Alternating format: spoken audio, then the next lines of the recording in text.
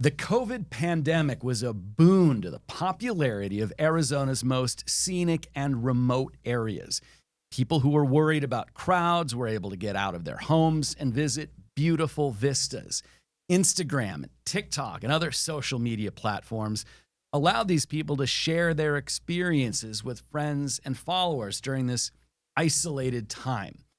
According to the National Forest Service, the number of visitors to the most remote and rugged locations continues to rise 4 years after the height of the pandemic. The questions we are asking today are: what impact is all this attention having on the wilderness? And are we loving our wild spaces to death? This is the Arizona's Family Investigates podcast. I'm Morgan Loew, joined by my colleague, Amy Cutler, and our investigative producer and photographer, Gilbert Zermeno, Z, we call him.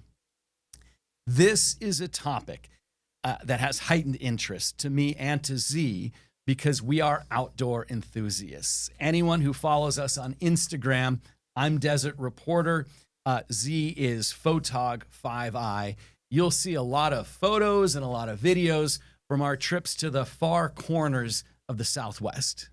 And you two are definitely not the only ones doing this. The National Forest Service's Visitors Use Monitoring Program, that's a mouthful, estimated that between around 2019 and 2020, National Forest saw a dramatic increase in the number of visitors, an increase of 30 million visitors. And while that spike has subsided since the pandemic, as Morgan said, the number of visitors to far-flung wild spaces is still increasing. So that's the background. Here's our story that aired on television about this issue and is on our website. Arizona's natural wonders are drawing more visitors than ever before. We've actually camped here last night with me and my friends. AC Jeffries and her group of friends braved the winter cold at Woods Canyon Lake. To them, it was well worth it. My favorite part is probably just enjoying the silence and just enjoying the nature. You can hear the birds, you can hear the animals, They are living testaments to the benefits of visiting Arizona's wild spaces. Just having access to the great outdoors and this beautiful lake, and just the nature, and getting back to what makes us happy, it's amazing to be out here. And it is getting easier for more people to do this. The U.S. Forest Service recently used funds from the bipartisan infrastructure law to pave the road to Woods Canyon Lake and pave part of the famed Mogollon Rim Road. The federal government is increasing access to wild spaces that used to be more difficult to visit. Is it disappointing to you when you hear, okay, part of the Rim Road is now going to be paved? It's unfortunate, but it's also progress. Scott Brady is the publisher of the Overland Journal magazine. He's the first person to drive across all 7 continents. He is an advocate for ethical use of public lands, but he's also seen what can happen when wild spaces become too popular. Does it change those locations? It often does, and I think the most important thing to say is that we don't want people to feel restricted from seeing the backcountry. But what we do think is that there's opportunities to reduce that kind of impact. Those impacts include trash, human waste, and the wear and tear of increased traffic. But the movement to increase access has also taken away some of the challenge of getting to some legendary wild spaces. This is El Camino del Diablo, which runs from Ajo to Yuma. It used to be a rite of passage for serious overlanders. The longest unsupported dirt road in the lower 48 states. No gas and no help if you get stuck. It used to take days to traverse the rugged trail. But now it's been graded so smoothly that even a 2-wheel drive sedan could cross it on a good day. I mean, it's just shocking when you get to that section of road, and it's like half a football field wide. Laiken Jordahl from the Center for Biological Diversity is fighting a Forest Service plan to build new roads in the Coronado National Forest in southeastern Arizona. We are doing everything we can to protect jaguar habitat, Mexican spotted owl habitat, and keep that mountain range wild and beautiful. Jordahl is worried about the impacts of more traffic, people, and trash on wildlife and the ecosystem. Ultimately, it chips away at the integrity of these wild places. It diminishes their wildness. And once a road is built, you can't unbuild a road. It's a pendulum that Jordahl believes has swung too far in the direction of easy public access. Scott Brady argues these spaces should be open, but visitors should also follow best practices like leaving no trace behind after they leave. These are our public lands. We have responsibility as the public to protect it, but we also are allowed to have access to these places. So it's a balance between the two. Back at Woods Canyon Lake, A.C. Jeffries and her friends say they also believe there's a balance. I think that regulating the amount of people going in and out would be definitely a good step in the right direction. The increasing number of visitors to these places tells a story. People are seeing a benefit to getting back to nature. Getting to see God's creation is just a wonderful thing. Wonderful thing. I hope more people can enjoy it as well. Let's start here with how many visitors we're talking about here. Z, you've been to a lot of these out there locations. What have you seen? Yeah, we started camping together maybe over 20 years ago.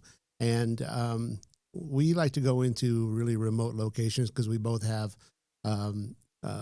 tall vehicles with good tires. And we like to go into roads that, aren't necessarily paved and off roads like that. And we like to explore all corners of Arizona, which we have in the past.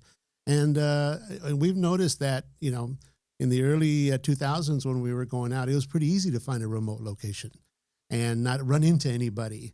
On occasion, we would run into a cowboy moving cattle. We've done that in the past. And then even more rare, we would see an ATV vehicle going through. So these were really remote locations. So those were always fun because we were surrounded by nobody. And you could hear crickets and birds and the like. But over the years, and especially the last 2 years, I would say, probably after the pandemic, I would think, as we're starting to see more and more people out in the areas that we like to camp. Yeah, and when we talk about some of the far-flung areas, it's not uncommon to take a dirt road 50 miles. Right. And so you would think that you're going to get out there and you're going to be the only one. And that's not the case very often anymore. And one point that I want to bring up, this past summer, we did a camping trip out on the Mogollon Rim. And it gets popular in the summer. People go out there. And there's about 40 miles of spots where you can camp right along the rim. And if you try to get out there on the weekends forever, you've always run into a bunch of people. But usually if you got out there Friday morning or Thursday, you could find a spot where there was nobody around. You could get a good camp spot on the rim. This last summer, I went out there on a Wednesday night thinking I was going to get a good campsite for all of us. And it was already packed, just camper and camper and camper. So we are talking about a visible increase in the number of people there. And it's something that you see the stat in that says, 30 million across the country. That's a big number. But we've seen this. We have seen this. And actually, during the pandemic is when, because I have a 2001 Tahoe. And it was a family vehicle that I bought in 2004. And it had, the regular street tires and it had running boards on the side. And then over the COVID years is when I started putting money into it so that we could go into even rougher roads and really get out there.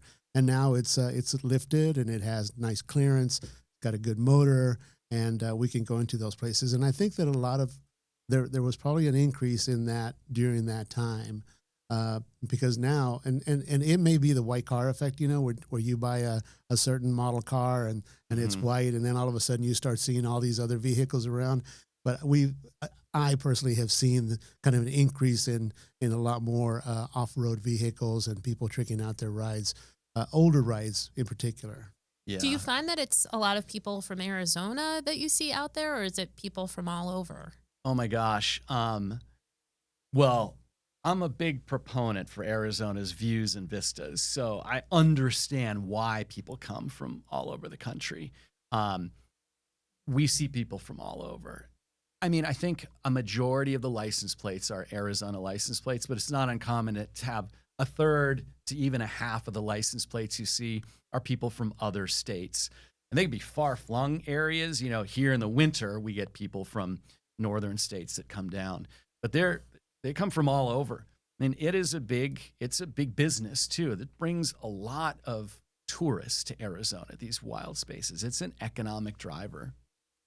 And certainly during the pandemic, we all had to avoid crowds. So it makes sense that people would turn to the outdoors. They were able to do something away from home, have less of a risk of getting infected with COVID from someone in a crowd. But I'm asking this question as a non-camper.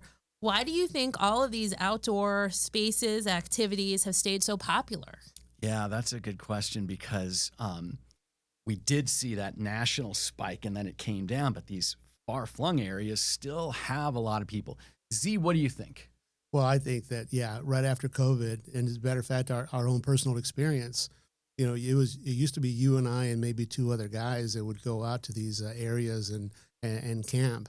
And now when we put a camping group together, we can be up to 14 or 15 people that like to go camping, and we find, you know, we get on the Google Maps and we search for areas where there's going to be a lot more room for all our vehicles so that we can make a circle and a fire and have plenty of room to get in and out of. So yeah, I think those years it started growing in popularity. I think you know, social media also helps out a lot because, you know, we follow certain folks on social media that travel to places, and we look at what they post, and we're like, you know, hey, how do we get to there? You know, how do we get to that spot? Because we got to go find that. And we've done that a couple of times.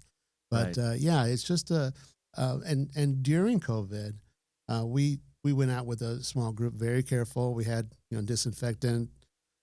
You know, we had wipes. We were very careful with what we were doing. We were trying to limit the number of people that went out. But that's kind of when it took off for us, was around that time period that people really started coming out and enjoying the wilderness and getting out. Yeah, and I think they found that they really like being out in the outdoors. But I agree, social media has had a huge impact on this. It could just be my Instagram feed, because these are the things that I look at on social media, but there are hundreds and hundreds of people out there taking selfies in these beautiful locations and wild spaces, showing how they got out to these spaces. I mean, there's an entire industry now, this overlanding industry, van life, you know, camper life, where people go out and they're able to work out in the middle of nowhere because they're, you know, connected via Starlink and other ways. So social media. On the flip side of that, I think that the fact that we're all so connected all the time has opened up sort of our eyes to the need to really get disconnected. So you might have some, you know, of these van lifers or these Instagram influencers out there. You also have a whole different group of people out there who are out there because they're getting away from being connected. So that idea that you can still get out in nature and be somewhere where you can't be looking at your phone because there's no signal right and left. And that gets to my third point, which is, it may be that I'm at a point in my life where I'm sort of focusing on mental well-being, but seem to think that a lot of the other people who are out there are starting to prioritize that a little bit as well, and getting away from the cities, getting away from the urban areas, reconnecting with nature. It's very zen. I mean, the stress level just drops. When you are somewhere where you wake up in the morning and the biggest, you know, stress right away is, are we going to make breakfast, or are we just going to go on a hike before we have lunch? And you can't say enough for how well that affects people. And I do think that the publicity that these wild spaces have received, and seeing people on social media out there, has brought that message across to a much larger audience and a much larger group of people who say to themselves, wow, Why can't I go out there this weekend? And especially here in Arizona, if you're in the Phoenix area, we're 2 hours away from 5,000 beautiful, easily accessible locations. Yeah, that's a really good point. Well, let's talk about one of the results of this increase in visitors to the wildest of wild spaces, and that is that it is now easier to get to some of these spaces because government agencies and land managers are building more roads and grading those roads so they're easier for more than just four-wheel vehicles to get to them. Yeah, you don't anymore need a vehicle like my Land Cruiser or Z's Tahoe, high clearance, big tires. It is much easier to get out there. In my opinion, this is the most important part of this whole story because there is a lot of good associated with getting people out to these spaces, but it also has some bad. Now, the Forest Service and some of these other land managers are building these roads, paving these roads because more people are using the roads. And from their point of view, they believe it's their job to look at what the American public wants and adjust their efforts and resources to help people do what they want to do on our public lands. I, as an outdoor enthusiast, 100% get that. But the downside is that when you make it easier for people to visit faraway places, more people are going to visit those faraway places. And that brings trash and traffic. It also takes away some of the challenge of accessing these spaces. And Z and I have seen that firsthand. Yeah, some of the camping spaces that we've gone to, we've run across more trash, as you've said. And some of the road conditions, we like to go into areas where the road conditions are a little rougher and they're not maintained.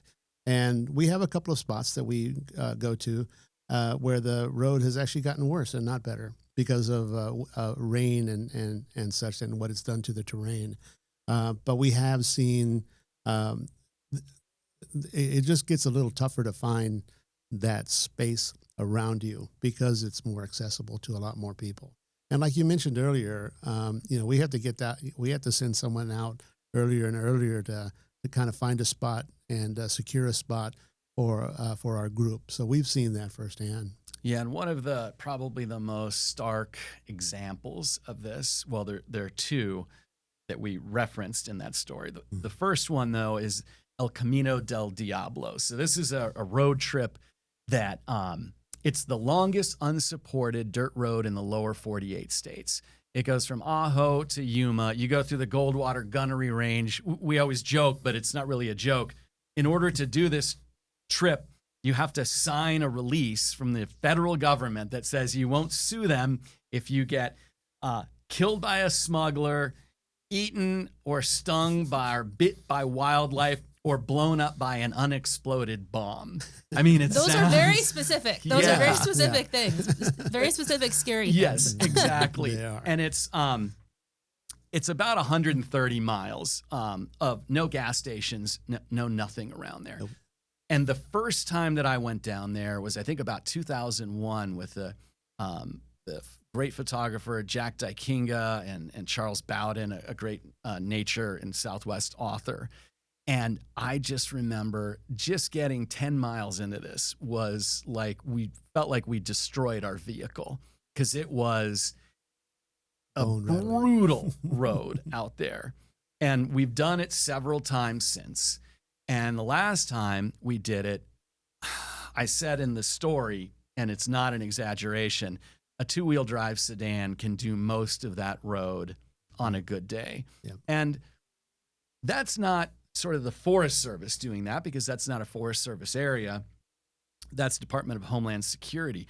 But the fact is now that you've taken something that was a big challenge, that was also a big draw for people from all over the country, even all over the world, to come. Because that road also goes back 500, 600 years. The conquistadors took that path. So there's a lot of history there. But it was viewed as this big challenge. And now you get there and you could take a Honda Accord down that street. So it is So a you're bit saying of my a car letdown. would go. Yeah, you, Amy, you could come Okay. on that trip. And that is a bit of a letdown. Yeah. The other example, and this happened last spring, is the Mogollon Rim Road. Yeah. It's been graded a lot more than it used to be. Yeah. But now there's part of it that is paved. And that is, again, easier for people to do.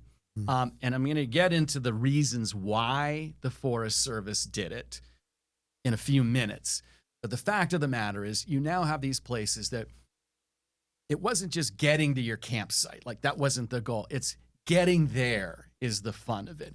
Having to navigate difficult terrain or a road that may not be easy.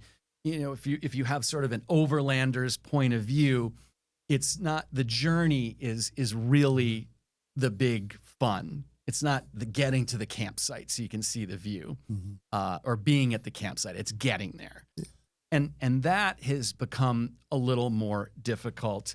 And that's, I think that's a downside. It's probably a selfish downside for people like us. Yeah, and we've seen, that road, the Mogollon Rim Road that you were talking about. We were seeing giant RVs that were getting further and further in, and they would have either motorcycles attached to them or ATVs that then they would then take those and go even further in, but for day trips and stuff. So, therefore bothering us guys who actually went to get farther and further away and hearing the motors go by.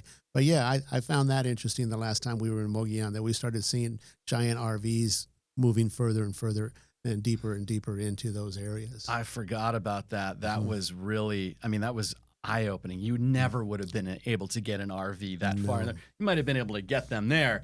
I don't know if you were going to get the RV out of there. Right. But I want to take a few minutes now to play the rest of the interview I did with Scott Brady. He's the publisher of the Overland Journal and Expedition Portal. He is one of the foremost authorities about ethical use of public lands. And what he sees is the increased responsibility we all have now as we visit these wild spaces. Well, let's start just in sort of a big picture sense. As somebody who has been, on the back roads all over the world, why are people wanting to get out in the woods, in the wilderness more now than they have before, in your opinion? I think that there are two factors that are influencing that. More people are knowledge workers, so they're forced to work inside an office or inside of at a desk. So they're looking for a way to spend time in nature. But then also social media has really expanded the story of spending time in nature, including oftentimes featuring places that are maybe a little bit too sensitive for such a volume of travelers. You've seen that there are spots in these videos that seem pristine, and then once that video or picture gets popular, does it change?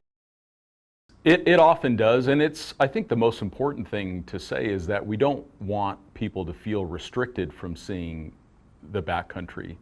But what we do think is that there's opportunities to reduce that kind of impact. And one of those ways to do that is to not geotag where you're at when you're at someplace beautiful.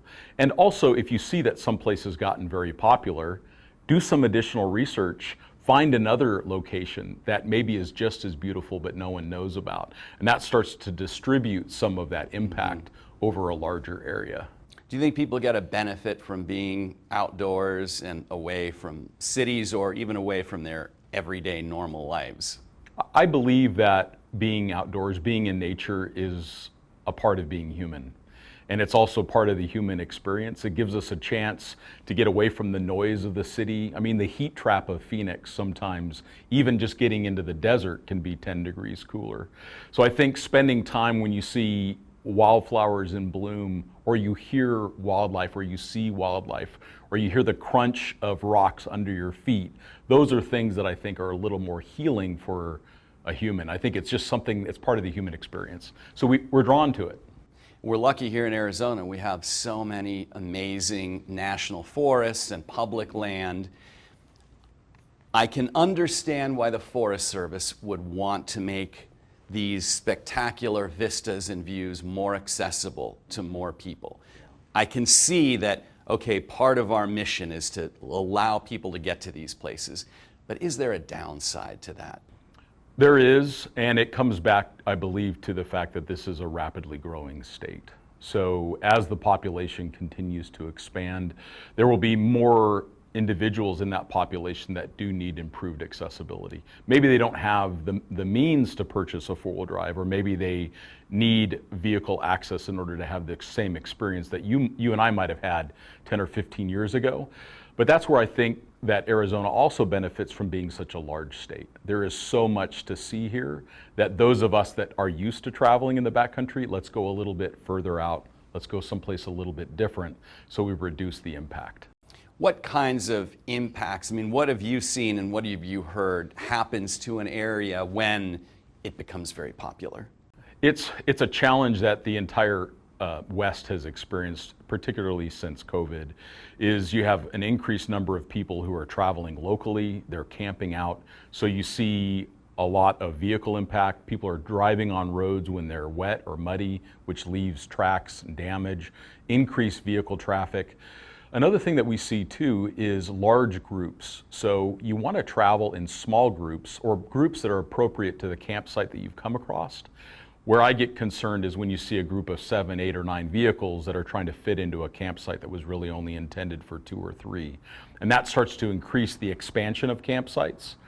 And then it also is so important for us as travelers to leave no trace, which means we have to pack everything out if we can.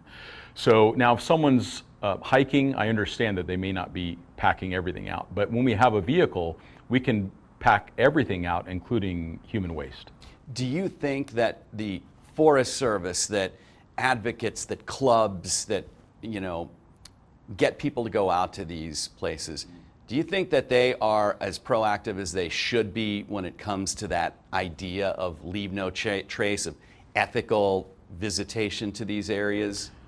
I think that we can all improve that. I know that I could improve that myself. I think that if we think about leave no trace and tread lightly, it needs to be just as much an advocacy for making sure places stay open as that we do our part to educate others to help them stay open. So, for example, Tread Lightly has a program called a Master Trainer Program where they actually teach you how to interact with the public and provide feedback to someone who may be driving off trail or doing damage to a local Forest Service road. Those are ways that as recreationists, that like you and I, that where we love this state and we want it to be available for future generations, that's where we have to do our part by educating others. When areas get too popular or too damaged, is there a, is there a danger that they might get closed down so, you know, people can't go enjoy them? Does that happen? Places do get closed. And it's one of those things, and we all heard it from our fathers and from our families, that if we don't take care of something, you often lose it. And that's where it really is our responsibility as recreationists to take care of these places. Now, what I'm concerned with oftentimes is long-term closures. I think it's appropriate at times. For example, Moab needed to close down public camping around Moab for a period of time because they had 3.2 million campers in a year. Wow. So there are going to be times when the impact is so significant and there's so much trash and there's so much damage that they need to remove some of that pressure, but it should be for a short period of time. It should only be, we're going to close this until we do a reassessment. We work with local clubs, we work with multi-use groups where all the stakeholders can come together and say, how do we make this better? And then reopen that public access. These are our public lands. We have responsibility as the public to protect it, but we also are allowed to have access to these places. So it's a balance between the two. Then on the sort of the other end of that spectrum, you have organizations like the Center for Biological Diversity, which does important work with, you know, preserving species and ecosystems, but they're really from the point of view that we should have wildlands that don't have roads, that don't have people. Do you think that we're at a point where we need to go that far? where it's gotten to where, some of these great places have too much and they need to be closed down? We have that already, and it's called our wilderness areas, and I believe that they're very important. I think that you should have a balance between the two. There should be places that have no roads, have no visible human impact. It's a very beneficial area for wildlife, and also where someone can walk in or hike in and experience a completely pristine example of this ecosystem that we live here in Arizona. So there is a mechanism for that, and it's called a wilderness area, and that's part of the balance where all of the stakeholders get to benefit. So what we don't want to do, though, is have it go too far one way or the other. We don't want the recreationists doing too much damage, and we also don't want public access closed down for those who want to see the wild areas. From the point of view of somebody who enjoys like a little bit of a challenge to get somewhere, is it disappointing to you when you hear, okay, part of the rim road is now going to be paved? It's unfortunate, but it's also progress. And I don't want to apply too much of my personal desires towards it, because now so many more people can experience something that I experienced maybe 15 or 20 years ago. And I'll find another beautiful location that I can drive to that's a little bit more of a challenge. You and I were just talking about some spots that people don't even know about yet.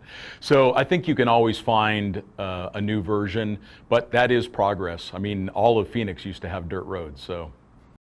And we think of, amazing scenic roads, the Apache Trail, which was just reopened, the Rim Road, the road from Sedona to Flagstaff. Sure. But you're saying that in this state with so much national forest, BLM land, national parks, that are there dozens, are there hundreds of these locations that are waiting for an adventurous spirit to find? Thousands.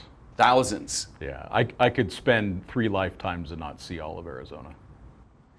How much of when we hear like state priorities and we hear, okay, industry and that kind of thing, what do you think the impact of sort of tourism when it comes to nature tourism, what do you think that has on Arizona? I'm not asking you to quantify in figures, but is that like a sort of something that's overlooked, the importance that these views and these dirt roads have when it comes to Arizona's economy and bringing people here? I think it's a fair point, and we do know that tourism brings in a lot of dollars into the state, but it also brings in a lot of expense too, because people get themselves lost, they get stranded. So for example, in states like Colorado, they require backcountry travelers to have insurance, or you're going to pay the bill for the rescue. So there's ways to strike a balance between the two, but it's interesting that you bring it up because tourism or excessive tourism is very much a topic at hand over the last couple years, not only in the United States, but in Europe.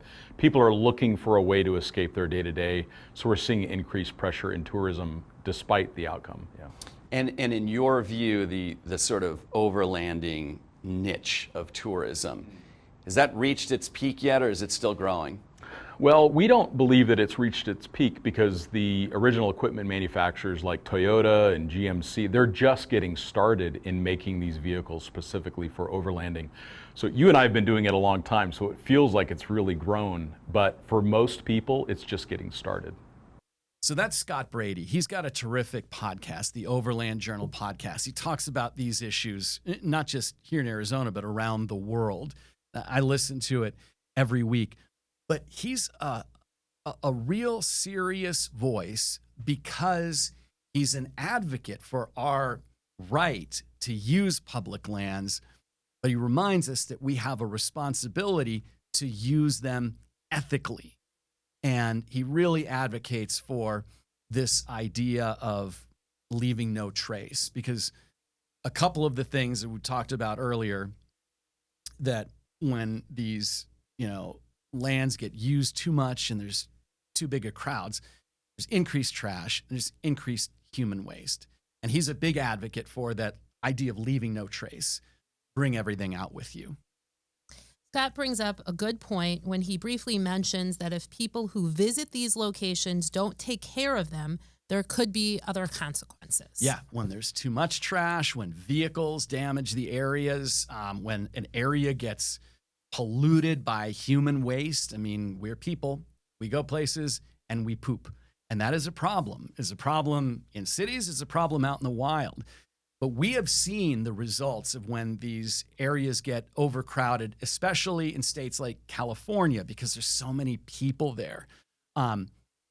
Land managers, whether they're with the National Forest, Park Service, or BLM, they end up having to close off some of these areas of land. So as Scott was saying, if we don't take care of these locations that we're visiting more and more often, we may lose our ability to visit them, because if an area's vegetation or the wildlife gets affected too much, the Forest Service, BLM, the Park Service, they have a mandate not to just allow more people to go there, but to protect those lands as well. And they will shut off an area. And once an area is closed off, it's a lot harder to get it reopened. So that's one of the things we're a little bit worried about here in Arizona, because we've really enjoyed less of a population of people going out to these spaces, and it keeps them more pristine, and it really reduces the chances that you're going to lose access to some of these places. But it is not out of the question that there are certain really popular locations that are going to get harder to visit, even though we've built these roads and we've made it easier for people, because they are, as we said earlier, loved to death. It's interesting because I remember we actually did a story on one of these places they had to put up some signage to remind people to take their stuff with them, and that human waste was a real concern in this creek. Yeah, it's a reality when people go camping, and we're not talking about areas where there are vault toilets, where there are porta-johns. These are places out in the middle of nowhere where people just dig a ditch and use the bathroom. And there's the right way to do that. And in most cases, if you're in the middle of nowhere, that's okay. But some of these locations are getting so popular and so crowded that they're really starting to advocate not to dig the ditch, to go in a bag and then take it out with you, which makes a lot of people cringe. But if you think about it, that is the best thing that you can do for that environment. Let's say it's a campsite that maybe 5 or 6 people go to every 2 weeks. Well, over the course of a year, you can imagine that there's a lot of holes that were dug and a lot of stuff that was left behind. There are people who want to see less access to these places. You interviewed one of them, Laiken Jordahl from the Center for Biological Diversity. They are actually fighting the Forest Service plans to build new roads in some sensitive areas of the Coronado National Forest in southern Arizona. Here's how he describes the harm. Every time we chip away at the intact natural ecosystem, we are essentially degrading this patchwork that is the ecosystem. And when we do that, of course, we are now opening the area up to more threats of degradation, of development. Intact ecosystems are harmed as the second they become fragmented. The second we build a road through these areas, it's like the whole web just starts to unravel. I can't speak on behalf of what the Forest Service, what their motive is. But the results of their actions are very clear, and they will be devastating, especially these roads in the Chiricahua Mountains, which remain one of the most peaceful, natural, undisturbed areas left in Arizona. Laiken Jordahl also makes the point that people can already access a lot of these wild spaces. The roads and trails aren't necessarily smooth or easy to get to, but there are already ways to get there. And another point he brought up is that, at least in southern Arizona, it's the U.S. Border Patrol that wants to build more roads near the border so its agents can access these spaces more easily. But that's also a double-edged sword. What we've seen there in the numbers, and what Laiken Jordahl has talked about, is that once you build a road to a part of the border that was the middle of nowhere and hard to get to, now there's a road, you might also see an increase in the number of smugglers and migrants that use that area. Because it's not just the Border Patrol who are going to use the road. it is people doing illegal things out there that could use the road. And then we also talked about earlier how that's affected El Camino del Diablo, because that also is the U.S. Border Patrol making it easier for their agents to patrol the border down there. And I get it. They don't want to have to repair their trucks that are down there every single day, but there is a downside to this. It's taken away some of the wildness of these spaces. It also made it a little bit easier for people with nefarious intentions to visit some of these wild spaces. So let's circle back and talk about the point of view of the U.S. Forest Service. Is that easy access for visitors a trend, or are these just a couple of isolated examples? Yeah. So I sent the Forest Service a list of questions to answer. And of course, it was right before Christmas. And they're like, well, we're going to try to get an answer for you, but a lot of people are on a holiday. But the man, John Wynn, who's the deputy director of the Forest Service for the Southwest region, sent me this really long, very detailed explanation and gave me some really good answers. And it gave me a little bit more of their perspective of why they're doing some of this. First and foremost, they do view one of their important jobs is to make it easier for people to enjoy the outdoors.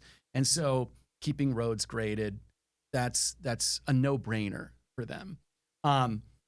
They are dealing with a little bit of overwhelming popularity.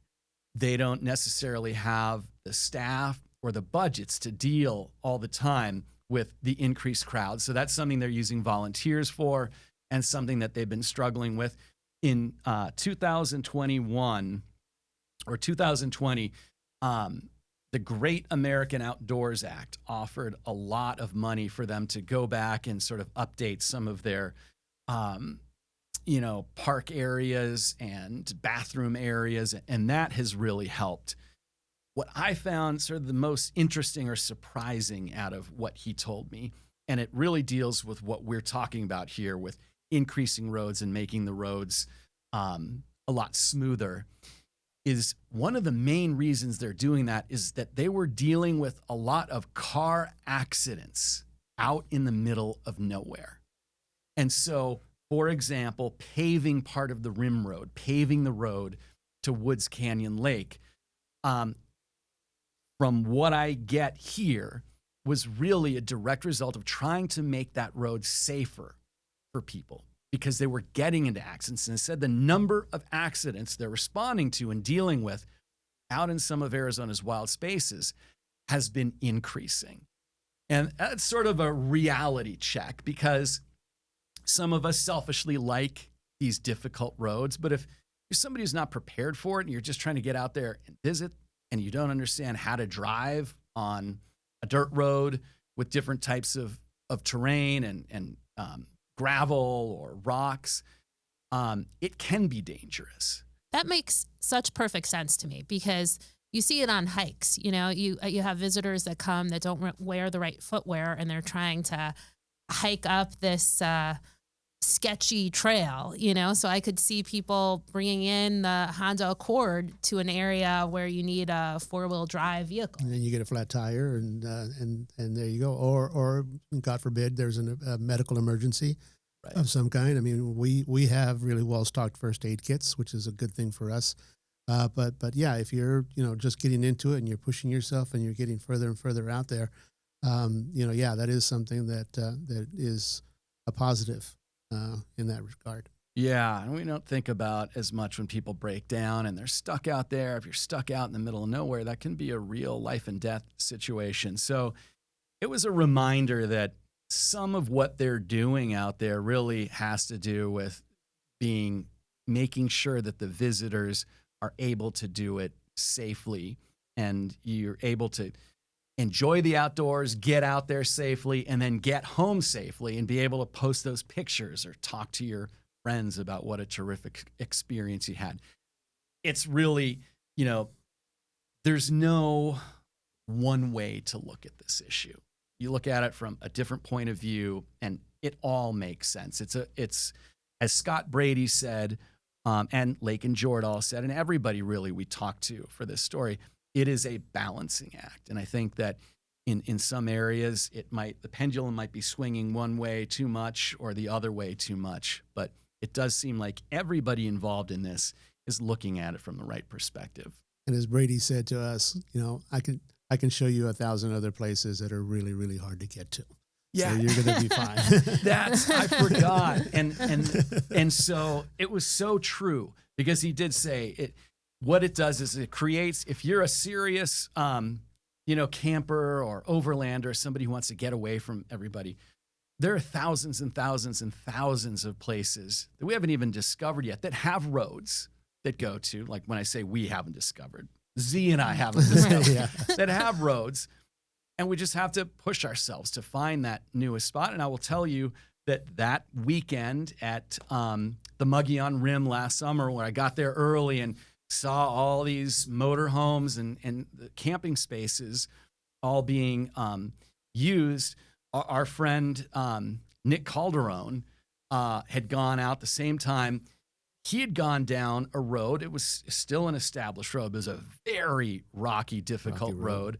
And just a couple of miles away from everybody else, we had this location that it seemed pristine. We were on our own out there. We didn't have to deal with the crowds. And yet we were still on the rim. So Scott was right. There are other places to go to. You just have to find the new ones. And that's great because that's part of the challenge. Gives us something to look forward to. Yeah. Was that on Google Maps, that road? Yeah. Actually, it's such a weird, out of the way road that I dropped a pin drop for some of our friends to come, and Google told them to go into this canyon and drive straight up the canyon wall. They were down in a neighborhood about 1,000 feet down going, we don't know how to get there. I'm like, no, you have to go all the way around. You didn't have them scale the wall? Yeah, exactly. Not this time. Drive straight up. No, stay on the road. All right. Well, this is a topic that is not going away because it's something people are still doing and will probably continue to do. That is visit our wild spaces. Thanks for joining us, and we will be back soon with another Arizona's Family Investigates podcast.